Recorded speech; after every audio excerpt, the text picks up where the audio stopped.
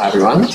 So I'm presenting Fairlie on the border, right on the border of the Wurundjeri and the Wurundjeri people. In fact, it passes right through the middle of the building. So our apartment is probably in the Wurundjeri side.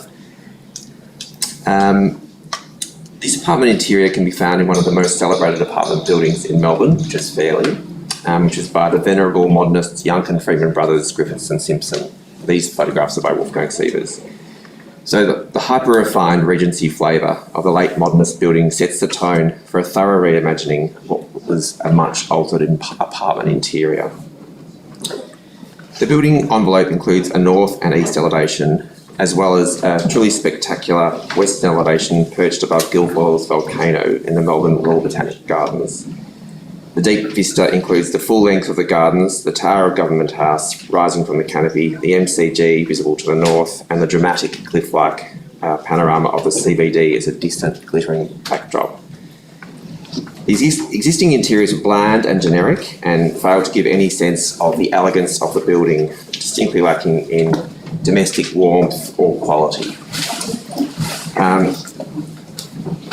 This is a revised plan which works with the existing services points and rises, but incorporates the study into a walk-in robe and gives the second bedroom an alternative use as a TV snug and workplace, while maintaining the ability to also be used as a bedroom.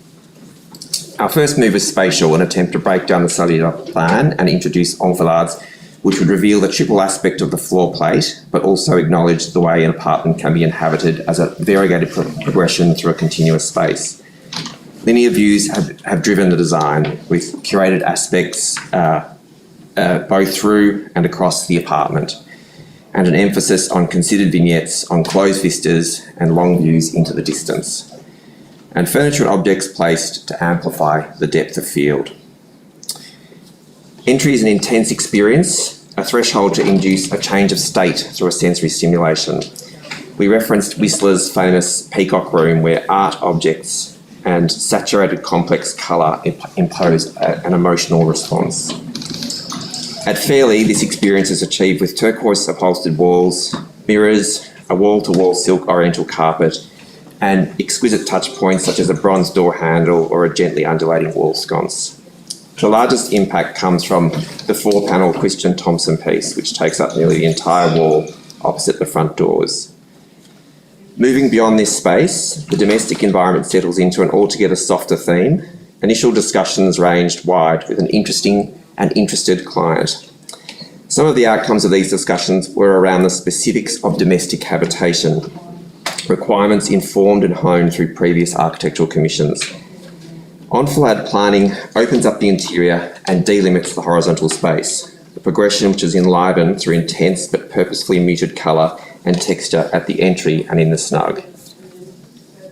But there was also a keen exploration of thematic and conceptual matters. The collection of furniture and art our clients brought with them suggested a design methodology, the creation of an interior in the manner of a Wunderkammer or a series of armatures in the manner of Sir John Soane's House Museum. The nexus of decorative late modernist building, definitive spatial planning, and a desire to make a setting for art, objects and furniture came together in a particular way. Materiality, texture, surface and colour draw on tertiary hues of late modernism and the luxurious intensity of a design movement at its hedonistic zenith, an approach epitomised by the extensive use of that most bourgeois of tones, beige. And finally, the impact of precious objects is heightened through designation of specific places, plinths, platforms and ledges, but also through an elevated entourage of grass cloth, raw linen, limed oak and polished plaster. The generally muted interior is enlivened and intensified through the incorporation of colour and texture in often unexpected places and through tonal shifts and elemental richness. All surfaces are addressed and objects from a lifetime of collecting have all found a sympathetic setting. The deployment of every material was investigated for its inherent textural possibilities and every element explored as an opportunity for tactility or delight. This approach to the interior design of a relatively small footprint gives a sense of amplification and diversity, of modulation and capaciousness, of a decorous calm with gentle surprises everywhere, and an unexpected compositions and combinations which feel right in this special building. So to close, this apartment is civilised in the very best sense. It is luxurious, but in a sybaritic way, not in an ostentatious way. It reflects a thoughtful and cultivated approach to living beautifully and well, and represents a durable new chapter in this important Melbourne building.